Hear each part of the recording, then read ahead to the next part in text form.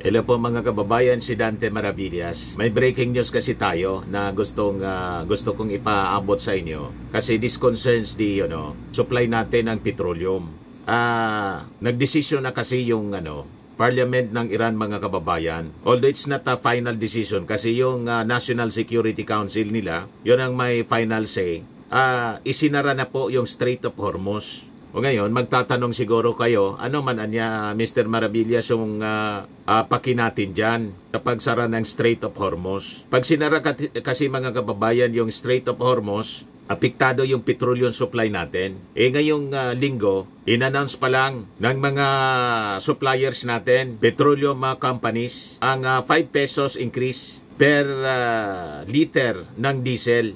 Yung gasolina yata, nasa 2 pesos plus per liter. Pero mas mataas yung sa crudo or diesel mga kababayan. And with this development, baka lalo na mag-skyrocket mga kababayan. Kasi ito yung ganti ng Iran sa pag-atake ng Amerika sa kanilang bansa sa nuclear facilities ng tatlong nuclear facilities ng Iran. Yung mga major suppliers natin kasi ng petroleum, yung mga barko nila, dumadaan po sa Strait of Hormuz. Kasi yung mga major suppliers natin po na mga bansa, Saudi Arabia, United Arab Emirates, Iraq, Kuwait, lahat ito mga kababayan, yung mga barko dumadaan dyan sa Strait of Hormuz. So yan ang mga breaking news ngayon.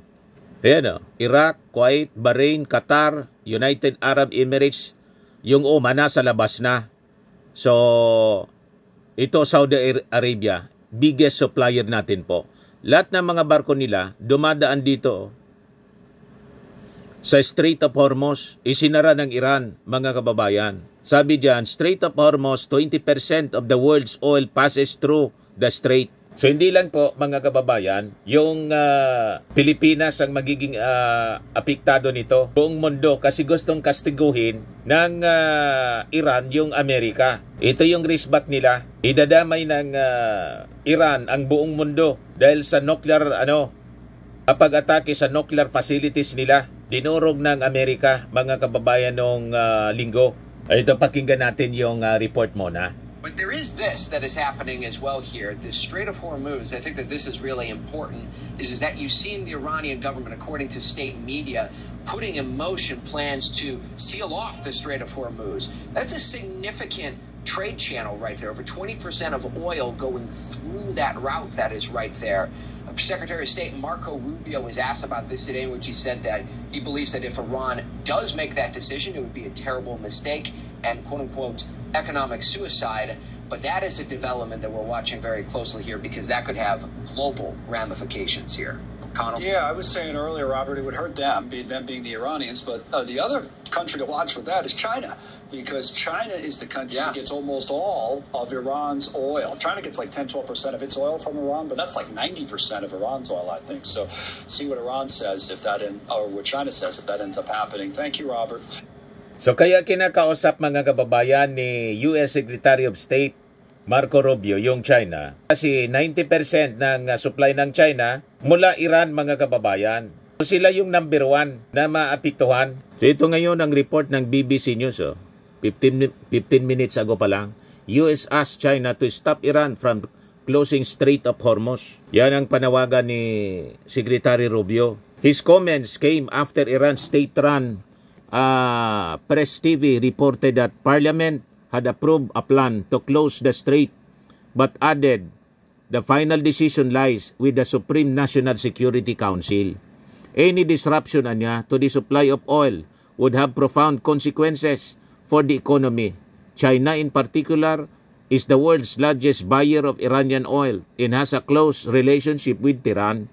Oil prices rose following the US attack on Iranian nuclear sites, with the price of benchmark Brent crude reaching its highest level in 5 months. Nag-skyrocket po. Dito nga sa ating bansa, 5 pesos plus per liter ng diesel po ang idinagdag ngayong linggo. So alam naman po ninyo ay may chain reaction siya sa presyo ng mga pangunahing bilihin po. Kaya kung magtagal pa to na conflict in the Middle East lumala, kasi buhay pa rin si Ali Khamenei. at ayaw sumurrender mga kababayan. Rumisback nga po sa Iran at ito yung risback muna na ginawa nila against America para kastiguin yung economy ng Amerika mga kababayan and the rest of the world. So sabi ni Rubio, I encourage the Chinese government and Beijing to call them, referring to Iran, about that because they heavily depend on the Strait of Hormuz for their oil, sabi po ni Rubio. Pag sinaraan yan nila yung Strait of Hormuz, it will be economic suicide for them. And we retain option anya to deal with that, but other countries should be looking at that as well. It would hurt other countries' economies a lot worse than ours. Bakit ganon yung sinabi, mga kababayan ng US Secretary General, si US State Secretary, si Rubio? Kasi po, may oil reserve po ang matalinong Amerika. Naka-ready sila sa conflict. They have vast oil reserve, mga kababayan. Hindi nila ginagamit. Sige muna ang bili nila ng mga petroleum products, pangangailangan nila sa petroleum. Hindi nila ginagamit yung kanilang reserves. Reserve nga eh. Kasi in case of conflict, mayroon sila po. Mayroon silang magagamit. Hindi aasa sa ibang bansa. Ganon ka-wise ang Amerika, mga kababayan. Ngayon, to give you a detailed explanation, may explainer po rito kung gaano ka-importante sa mga bansa sa mundo itong Strait of Hormuz. Ayan po, sabi dyan. The Strait of Hormuz, what is it and why? Why does it matter to global trade? So sabi dito, President Donald Trump's unprecedented decision to bomb 3 Iranian nuclear sites has deepened fears of a widening conflict in the Middle East, joining Israel in the biggest Western military action against the Islamic Republic since its 1979 revolution. The world is now bracing for Iran's response. One way Iran could retaliate, sabi po ng mga analyst, is to close off the Strait of Hormuz. Isang importanteng trade route through which over a fifth of the world's oil supply, 20 million barrels, and much of its liquefied gas passes each day.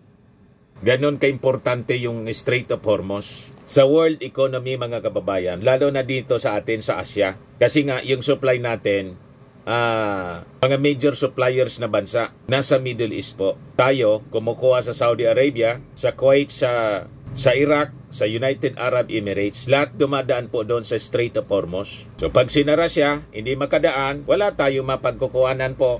Mawawalan tayo ng petroleum supplies. Paano na yung ating mga sasakyan, hindi na yan aandar, di ba?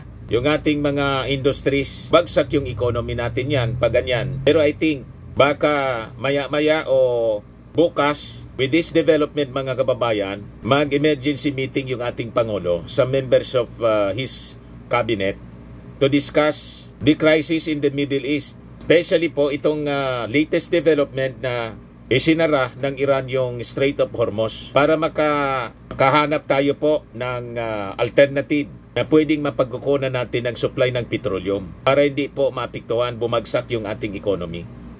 So, as a background, sabi dito, Iran has in the past threatened to close the strait, which would restrict trade and impact global oil prices, but has never followed through on the threat. Ibig sabihin, sige lang yung threat nila, pero hindi man nila tinuloy. Kasi pati yung mga kaalyado nilang bansa tulad ng China, na 90% ng petroleum supplies galing sa Iran, yun ang number 1 na magiging apektado. So magiging self-inflicted siya. Tapos kailangan din nila yung pera mula sa pagbibenta ng petroleum sa China. Kasi pag hindi, mismong economy nila, mismong economy ng Iran ang babagsak. So yan po, mga kababayan. Yung mga petroleum products galing dito sa mga bansang ito, lahat dumadaan dyan para isupply sa buong mundo, including dito sa atin sa Asia. So sabi dito, napaka-importante itong Strait of Hormuz kasi about 1/5 of the world's total oil consumption dumadaan po rito. Between the start of 2022 and last month, approximately 17.8 million to 20.8 million barrels of crude, condensate, and fuels flowed through the strait daily, according po sa data ng analytics firm Vortexia. Members of the Organization of Petroleum Exporting Countries or OPEC, tulad ng Saudi Arabia, Iran, the United Arab Emirates, Kuwait, and Iraq, export most of their crude via the strait, mainly to Asia. Yung US Fifth Fleet na nakabase sa Bahrain is tasked with protecting the commercial shipping dyan sa area. So closing the strait, sabi dito sa balita, has the advantage of being a means to impose a direct cost on Trump, as it would trigger an oil price spike with a near immediate inflationary effect sa Amerika and across the globe. But it would also be an act of dramatic economic self-harm. Iranian oil uses the same gateway in shutting Hormuz Strait, bringing Gulf Arab states who have been highly critical of the Israeli attack into the war to safeguard their own interests. So sabi dito, in particular, closing the strait would significantly harm China. Yung China, kaalyado ng Iran. So magagalit yung China pag ganyan. Di ba? The world's second largest economy buys almost 90% of Iran oil exports, which are subject to international sanctions. Kaya si Marco Rubio, US Secretary of State, nanawagan siya sa China na tumulong kayo, pigilin yung Iran from closing it. I encourage the Chinese government in Beijing to call them about that because they heavily depend on the Strait of Hormuz for oil. If they do that, it will be another terrible mistake, anya. It is an economic suicide, anya, for them if they do it. O ngayon tayo, with the increasing prices of petroleum, nagre-ready na rin po ang ating gobyerno for fuel subsidy. Yan balita ngayon, Philippines readies fuel subsidy program as oil prices soar. President Marcos ordered the distribution of fuel subsidies. Sabi po ni Mon Ilagan, spokesperson for the Department of Transportation. So makikita ninyo, ang gobyerno natin proactive po, mabilis mag-isip, nakanda palagi. Kasi nakamonitor tayo closely sa mga developments sa buong mundo, lalo dito sa Iran-Israel war, kung saan sumali na rin po sa giyera yung Amerika. So sabi ni Mon Ilagan, pinapaspasan yung guidelines ng pagdidistribute ng fuel subsidy program. Agad po nating ilalabas yung listahan ng mga qualified na beneficiaries kapag na-finalize na ito ng LTFRB. Sabi po ni Mon Ilagan sa interview sa kanya. Sabi ni Ilagan, the Department of Energy has already given the DOTR certification to tap the 2.5 billion pesos na pondo under the 2025 budget for the fuel subsidy program. Sa utos ng kalihim Secretary Dizon, sa oras na mag-take effect yung price hike, ang estimate po natin napapatak 5 pesos sa diesel, 3 pesos sa gas, ay kaagad ipapalabas yung tulong na fuel subsidy, sabi po ni Lagan. In a few weeks, kapag tumaas na po talaga ang presyo ng langis, may nakaabang na 2.5 billion na pondo para sa fuel subsidy program. At yan ay hahatiin po ng mga ahensya. Ngayon po ay patuloy silang nag-uusap at nagdi-deliberate para sa possible beneficiaries. Transport Group Manibela wants the subsidy to be at least 8,000 pesos per month, citing the previous amount of 6,500 pesos. Manibela Chairperson Mar Balbuena said he hopes the subsidy will be rolled out by July 10. So aside from the LTFRB, the DOTR is also coordinating with the DILG to assist tricycle drivers as well as other agencies for ride-hailing services and other affected stakeholders. So, ready na po tayo, mga kababayan dito. Halimbawa, tuloy-tuloy yung pag-increase ng presyo ng petroleum. Pero ngayon nga po, 5 pesos ang inaasahang i-implement po